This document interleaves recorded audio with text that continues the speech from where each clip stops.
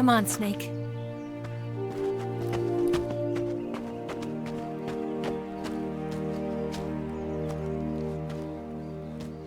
We made it. We made it. Over there.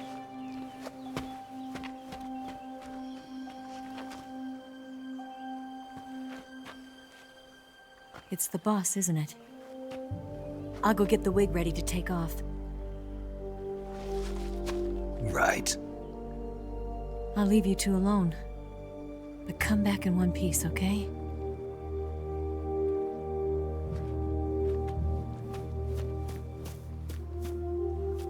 Promise me!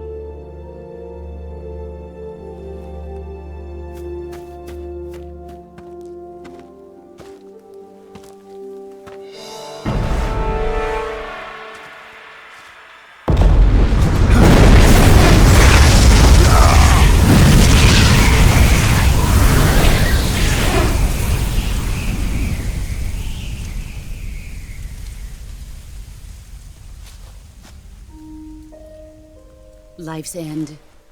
Isn't it beautiful? It's almost tragic. When life ends, it gives off a final lingering aroma. Light is but a farewell gift from the darkness to those on their way to die. I've been waiting, Snake, for a long time. Waiting for your birth, your growth, and the finality of today. Boss. Why are you doing this? Why? To make the world one again. The world used to be whole. But with the end of the Second World War, the philosophers began to fight amongst themselves, and the world was torn apart. The Cobras, my comrades who trained and fought alongside me, were torn apart as well. The foibles of politics and the march of time can turn friends into enemies just as easily as the wind changes. Ridiculous, isn't it? Yesterday's ally becomes today's opposition. And this Cold War? Think back. When I was leading the Cobras, America and Russia were fighting together.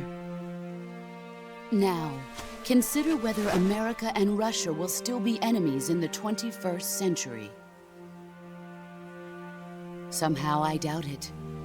Enemies change along with the times, the flow of the ages, and we soldiers are forced to play along.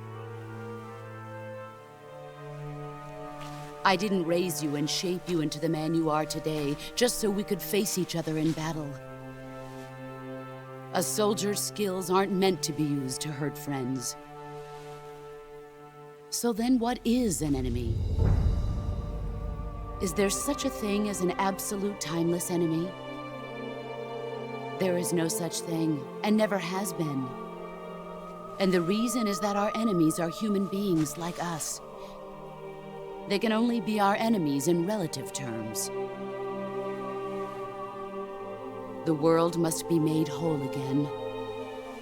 The philosophers must be reunited. I will devote my skills to that purpose. And with the Colonel's money, I will achieve that end.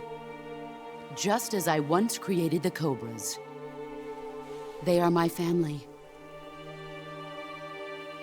I may no longer be able to bear children, but I still have a family. It was November 1st, 1951. I was in the Nevada desert participating in atomic testing. The name Nevada is derived from Spanish, covered in snow, white as snow. And snow is exactly what I saw in that Nevada desert. It froze my blood white. Snake, you were an atomic test subject, weren't you? On Bikini Atoll. That's part of the reason I was drawn to you. You and I are alike. We're both slowly being eaten away by the karma of others. we'll never have the chance to die peacefully of old age. We have no tomorrow. But we can still have hope for the future.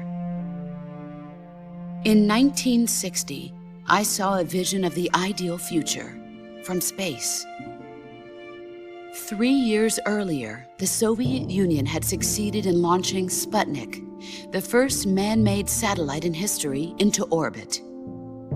This came as a huge shock to the United States. In response, America threw everything it had into its own manned spaceflight project, the Mercury program. Even as the Soviets seemed poised to send their first man into space, America was still experimenting with chimpanzees and rockets. The government wanted human data, so they secretly decided to send a human being into space. I was the one they chose. At the time, they didn't have the technology to block out cosmic rays, and whoever they sent up would inevitably be exposed to heavy radiation. That's why they chose me. After all, I'd already been irradiated once. Of course, you won't find any of this in the history books. I could see the planet as it appeared from space. That's when it finally hit me. Space exploration is nothing but another game in the power struggle between the US and the USSR. Politics, economics, the arms race, they're all just arenas for meaningless competition. I'm sure you can see that, but the Earth itself has no boundaries. No East, no West, no Cold War. And the irony of it is, the United States and the Soviet Union are spending billions on their space programs and the missile race, only to arrive at the same conclusion. In the 21st century, everyone will be able to see that we are all just inhabitants of a little celestial body called Earth. A world without communism or capitalism, that is the world I wanted to see. But reality continued to betray me. In 1961, I was sent to Cuba, to Bahia de Cochinos. It was part of a CIA-sponsored invasion under the guise of taking Cuban exiles back to their country. But the US government betrayed them. Our weak-kneed president held back their air support. Defenseless, the exiles were annihilated by the Cuban army. All I could do was watch in silence. I was set up by the very country I'd sacrificed so much for, by the very government I dedicated my life to defending. I was driven from the surface world, and I went underground. Then, 2 years ago, I faced the sorrow, my old comrade in battle. He was my friend. But one of us had to die. I was left with no choice. The sorrow gave his life for me. There is no enmity between us. One must live, and one must die. That was the mission. The ones who gave me that mission were the philosophers. Early in the 20th century, the true holders of power in the United States, the Republic of China, and the newly formed Soviet Union gathered together in a secret meeting that would later be known as the Wise Men's Committee. The secret pact they formed there marked the beginning of the philosophers. But the last of the original members died in the 1930s.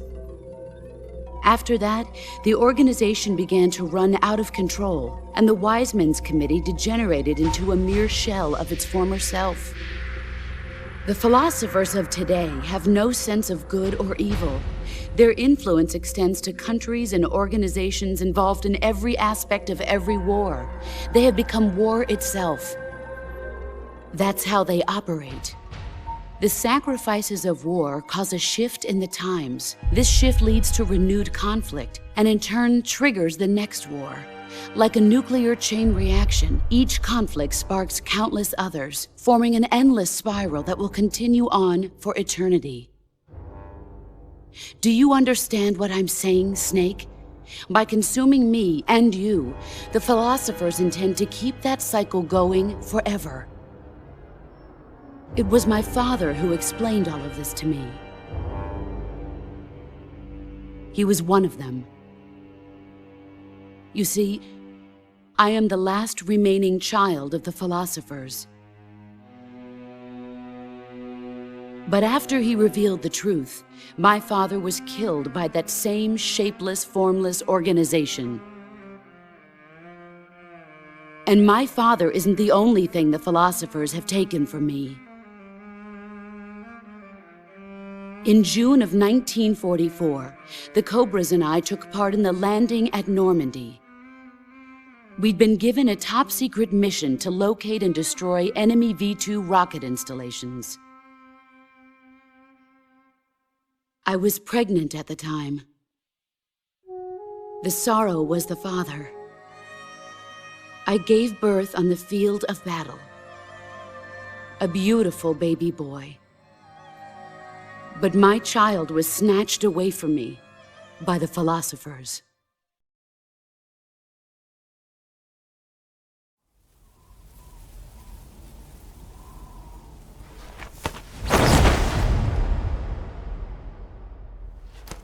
Look at this scar.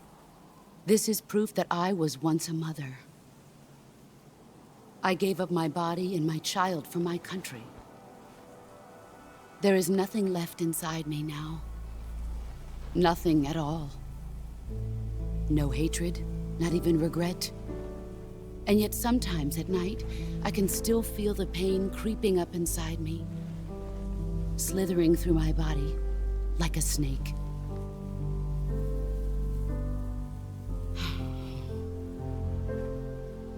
I've never talked this much about myself before.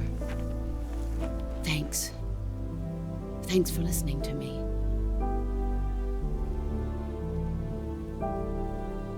I feel content. Snake,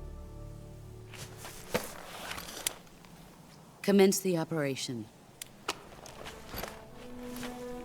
I raised you.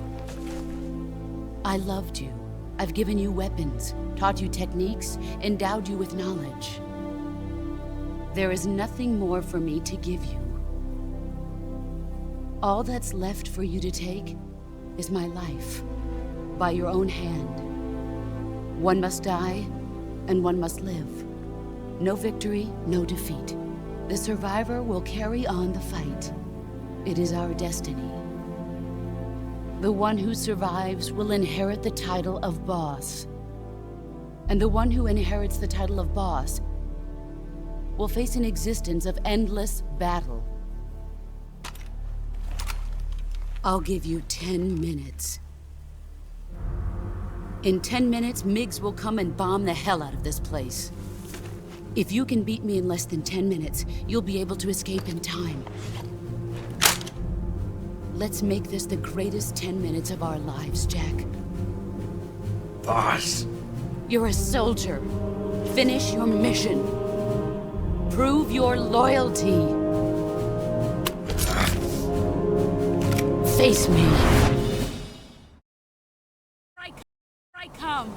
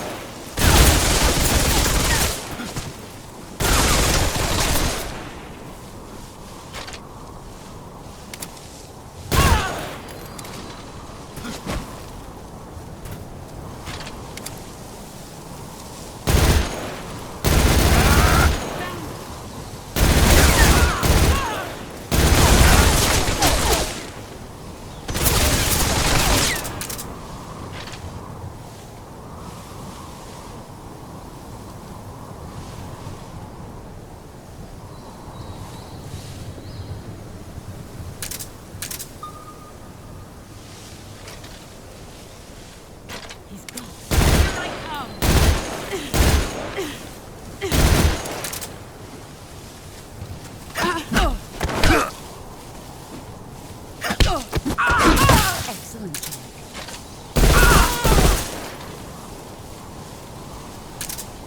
You've gotten stronger.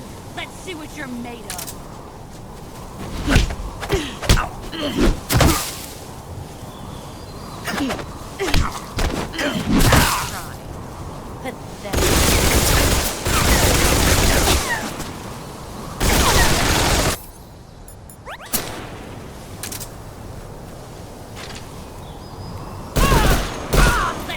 You're made of.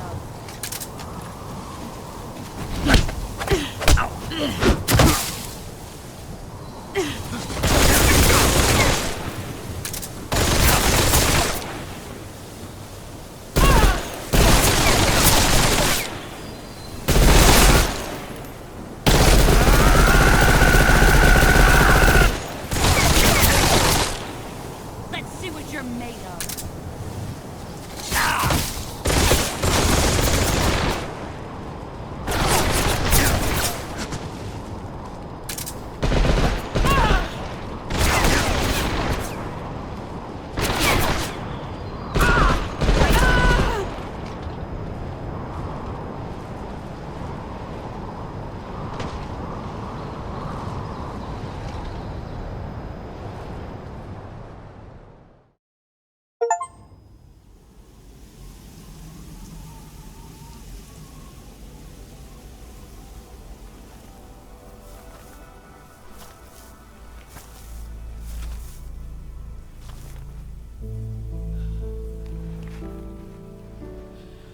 Take this.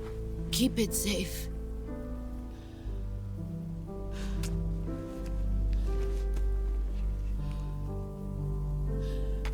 It's our only hope.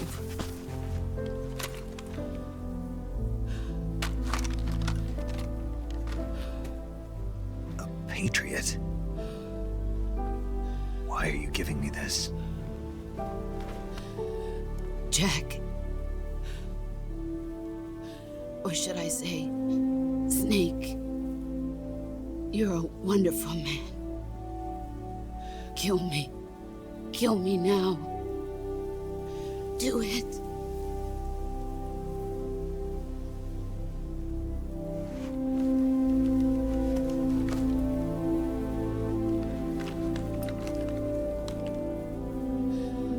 There's only room for one boss and one snake.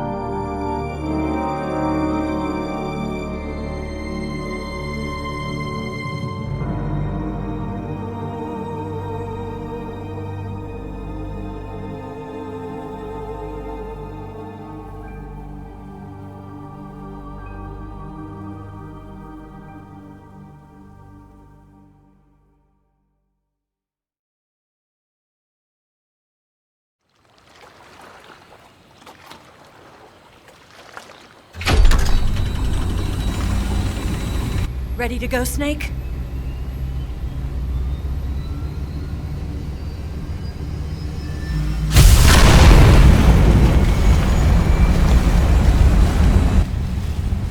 Are you okay? Snake? Yeah.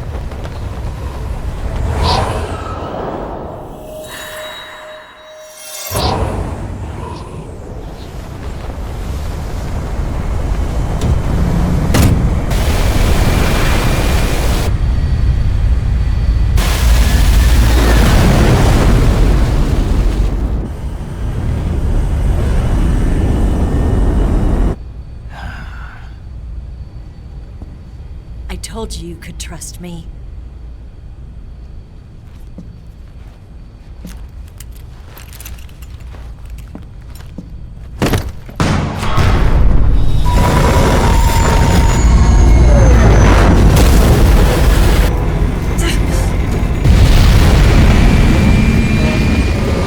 Snake! Ocelot! We're not done yet!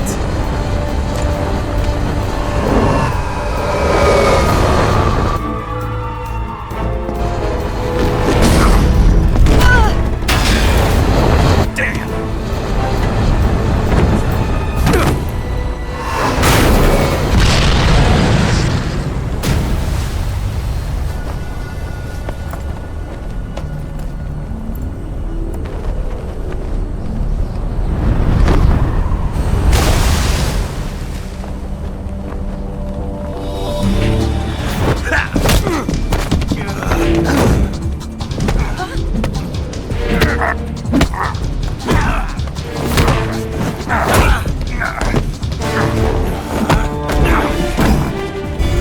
Too heavy!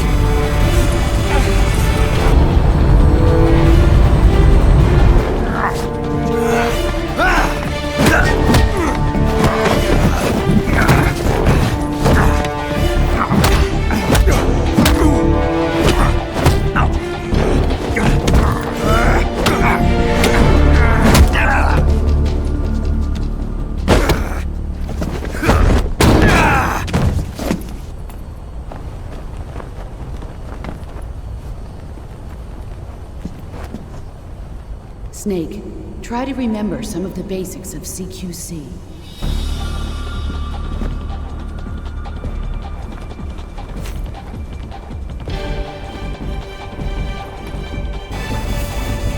Not good!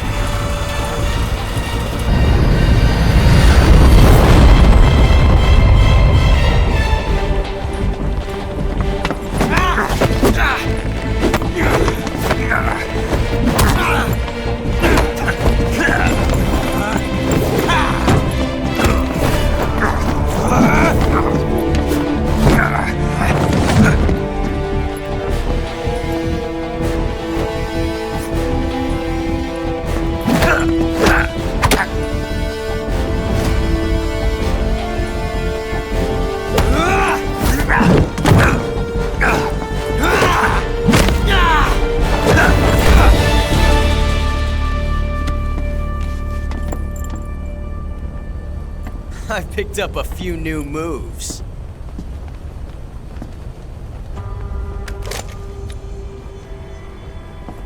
Huh. It doesn't feel right to shoot an unarmed man. But I'll get over it. Eva!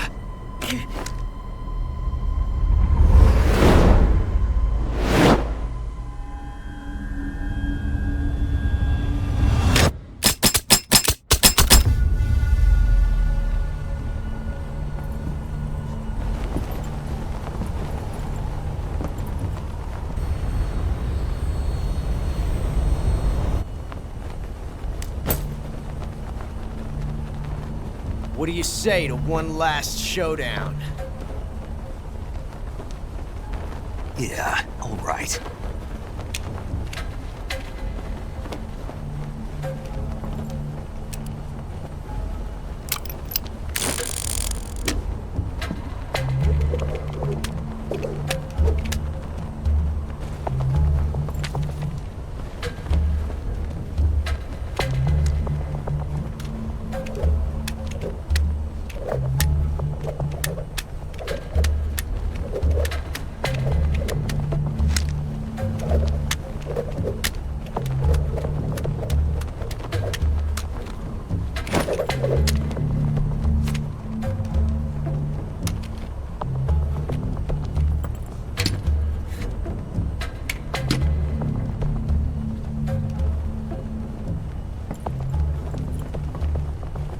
What's your name?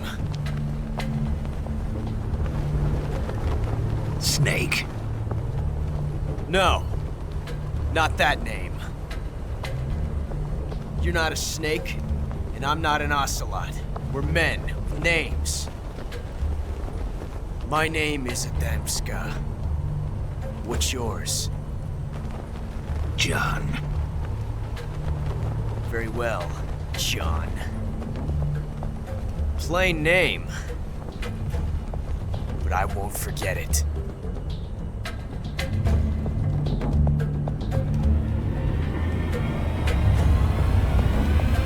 Come on!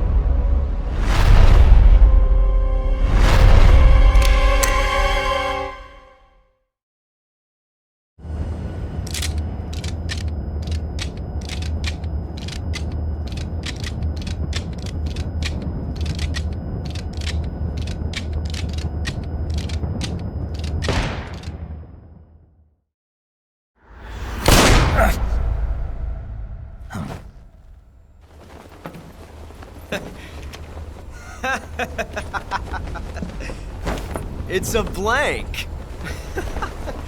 Oh, that was fun.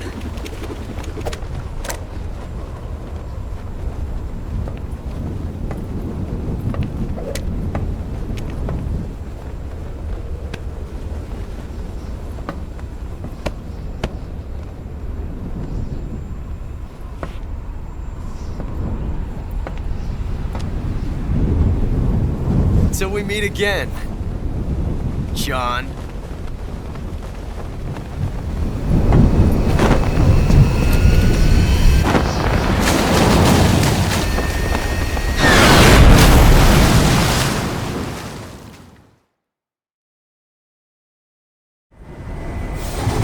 Snake!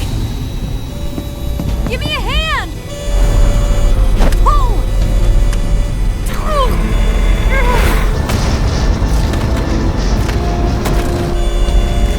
Come on, pull up!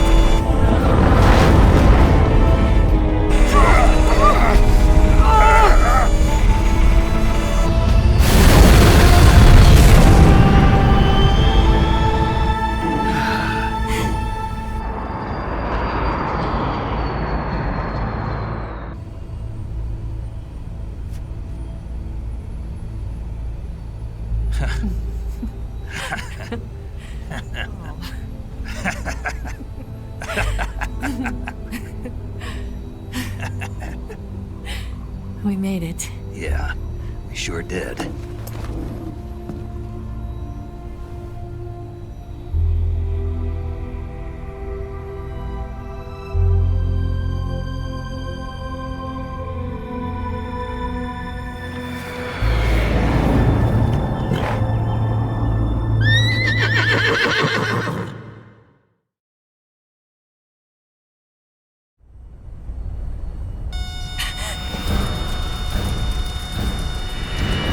Oh no, Miggs!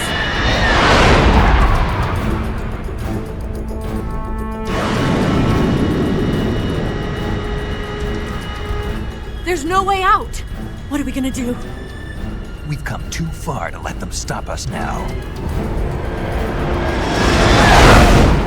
Those things have got to be armed. It's no use. There's no way we can outmaneuver them.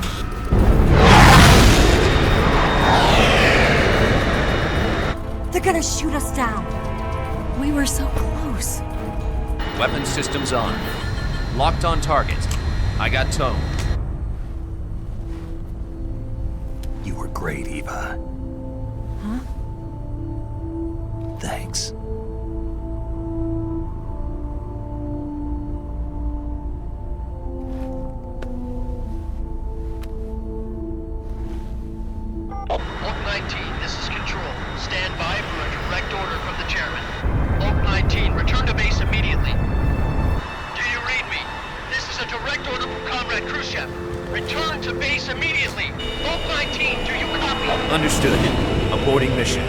RTB.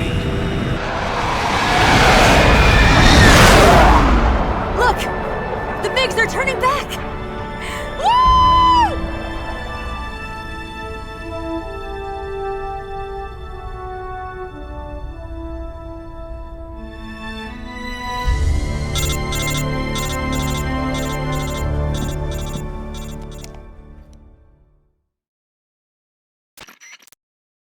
Well done, Snake.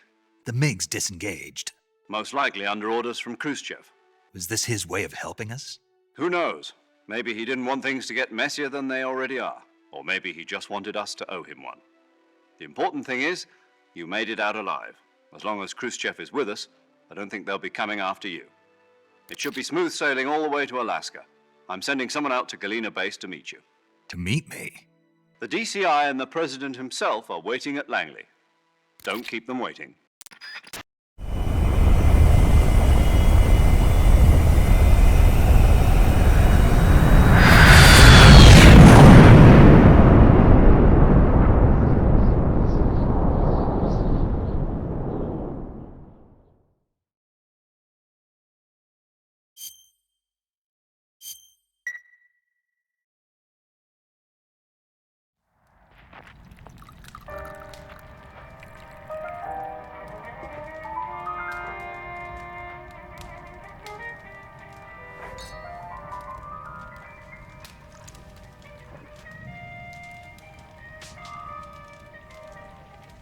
So what are you going to do now? Go back to the KGB? What do you want me to do? Did you ever think about coming back to America? I can't go back. I've left America behind me. But you saved this country. I didn't do it alone.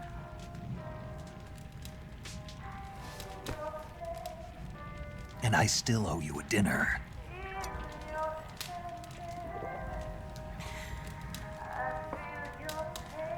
Is that part of your mission too? Or is it an order? Or is it an invitation?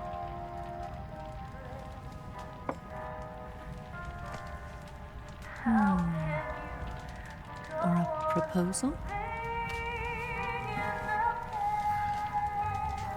I don't take orders from anyone now.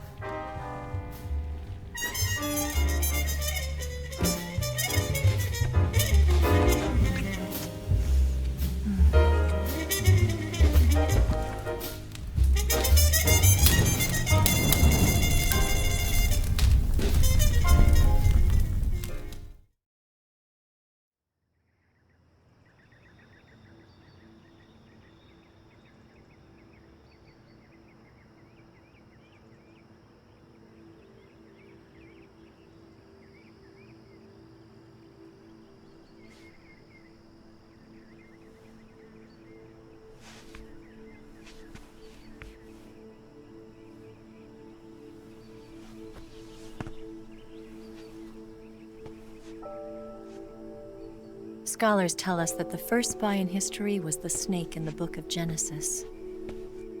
In that story, it was Eve who was tempted by the snake in the Garden of Eden. But this time around, it was I who tempted the snake and got away with the forbidden fruit of knowledge. Forgive me, Snake.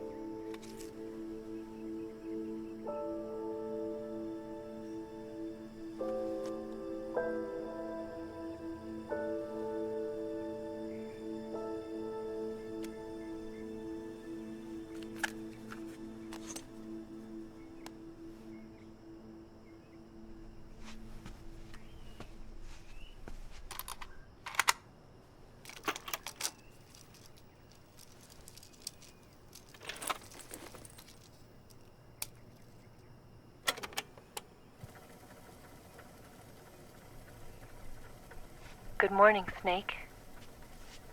I hope you slept well. First of all, I have to apologize. I wasn't sent by Khrushchev. I'm not a KGB spy, and I never worked for the NSA. I'm an agent of the People's Republic of China for the General HQ 2nd Department of the People's Liberation Army. It was all a lie. I tricked you. And I'm sorry.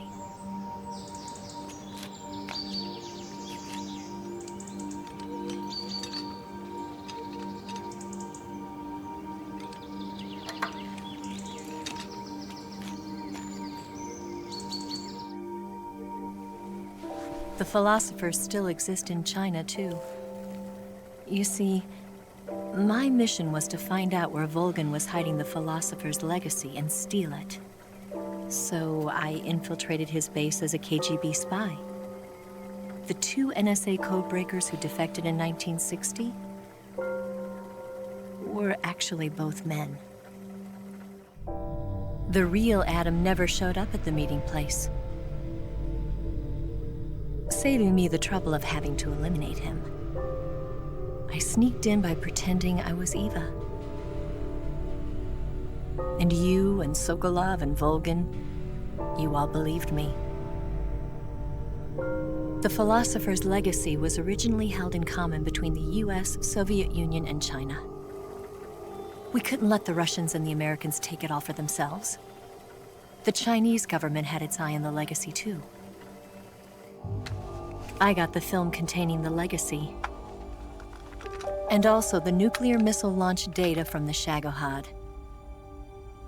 5 years ago, the Soviet Union stopped supplying us with nuclear weapons technology. Since then, China's Liaodong easing, hydrogen bomb, and space rocket projects have fallen behind. But with this data, our country will be able to develop its own nukes. We'll create a deterrent force to rival those of the US and Soviet Union. Everything has gone according to plan, thanks to your help. I too am one of the philosophers.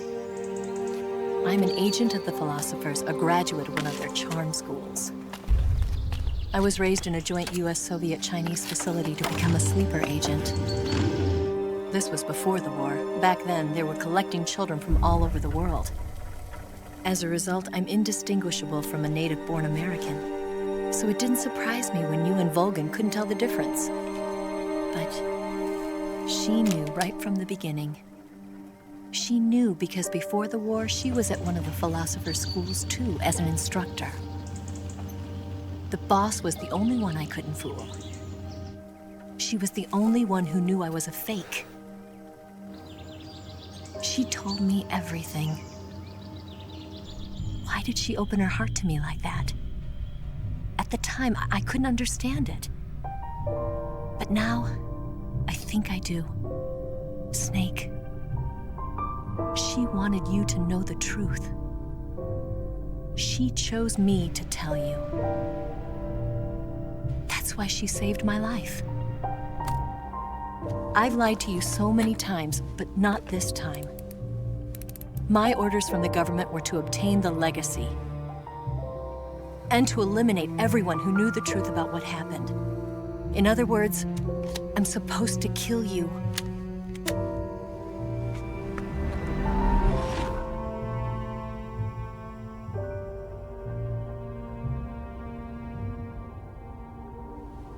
But I can't do it.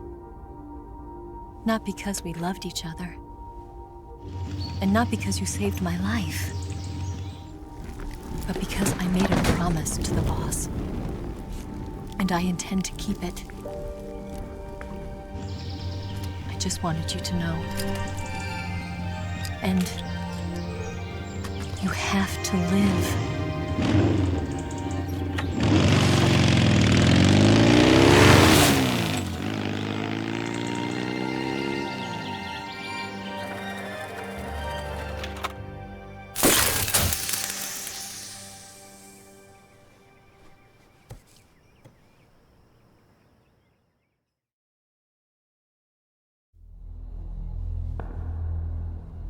Snake, Listen to me.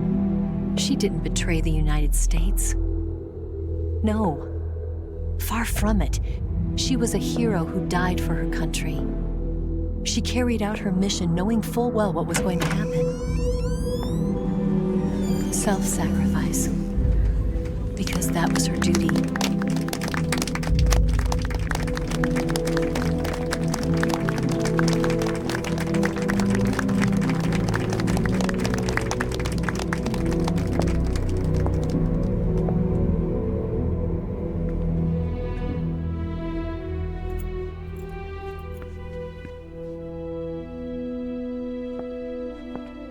You are above even the boss.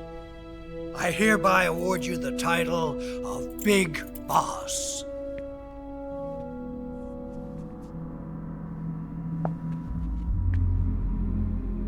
You are a true patriot.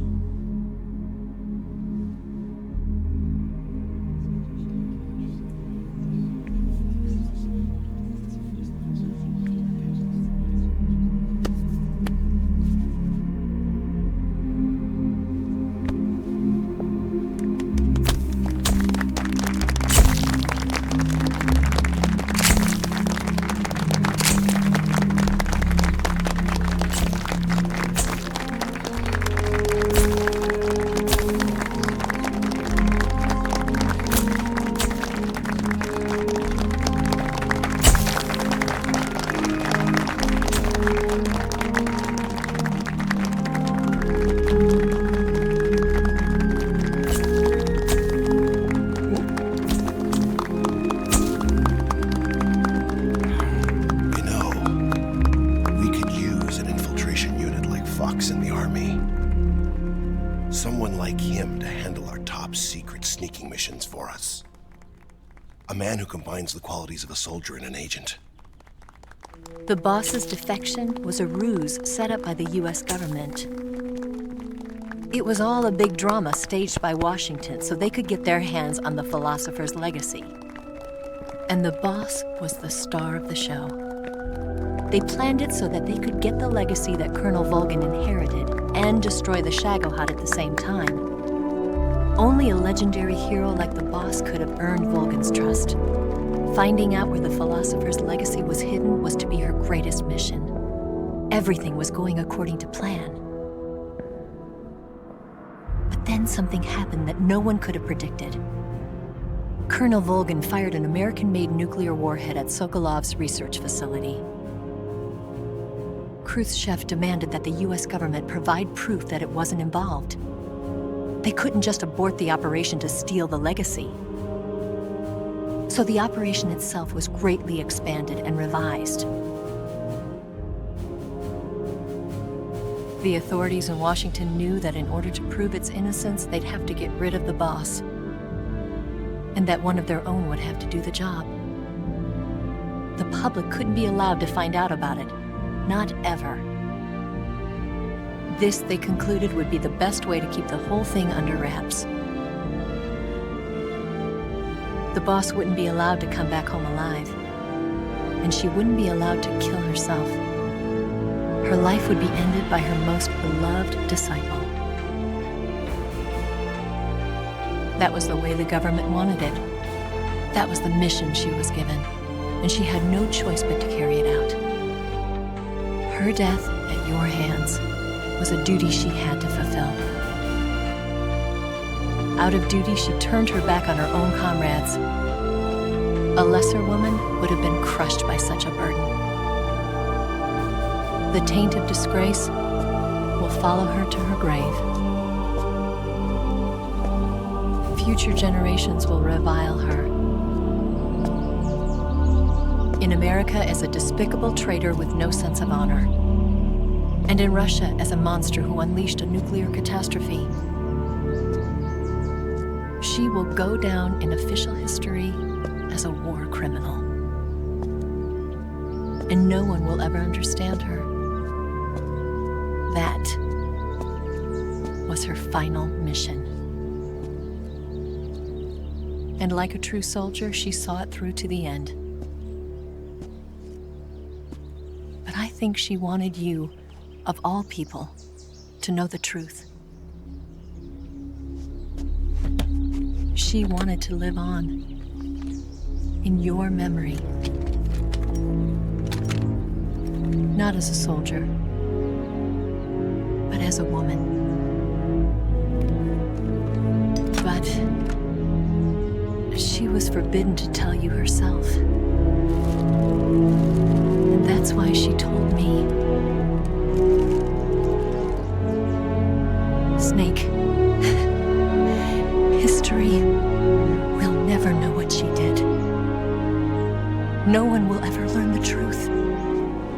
Her story, her debriefing, will endure only in your heart.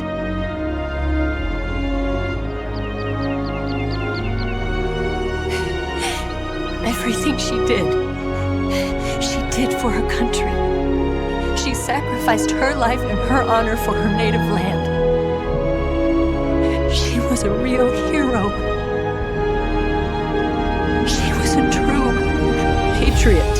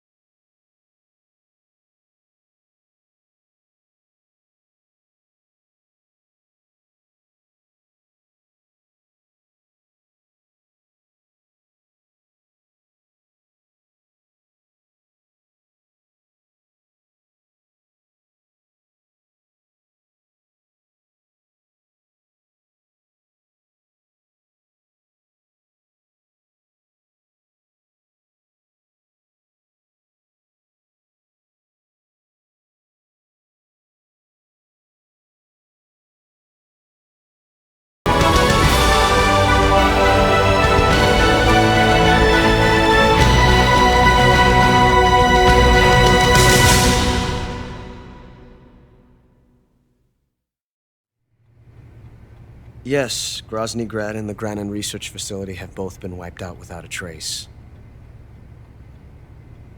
I understand, sir, but they were necessary sacrifices. Yes, the CIA has taken care of the boss themselves. I believe the White House will be satisfied. Khrushchev is finished. Your time has finally arrived. Yes, the American president is relying on us to keep a lid on the whole affair. We've got him by the balls. It should make a valuable trump card in future negotiations. Yes, Chief Director, of course. I'll keep the KGB informed.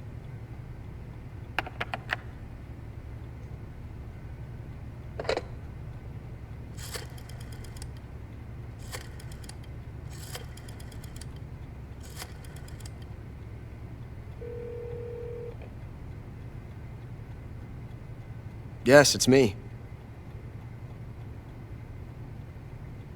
The boss has accomplished her mission. The philosopher's legacy is now safely with us, in America's hands.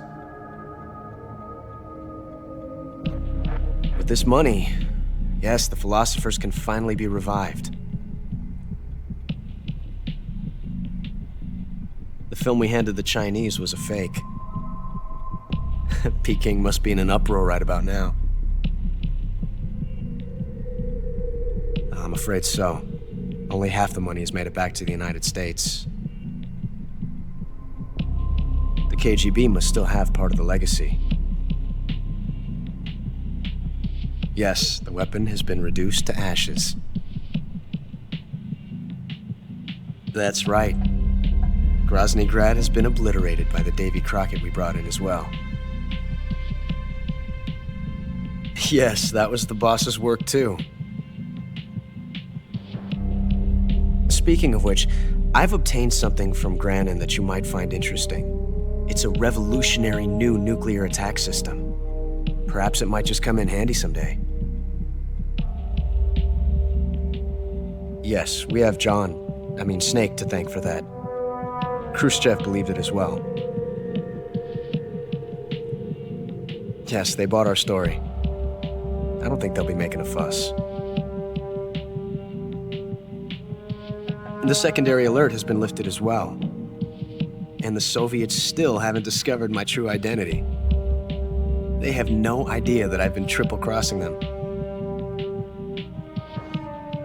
I will continue my activities as a contact for the new government. Yes, it appears that no one knew that I was Adam. Of course, I'm always at the CIA's disposal, Mr. Director.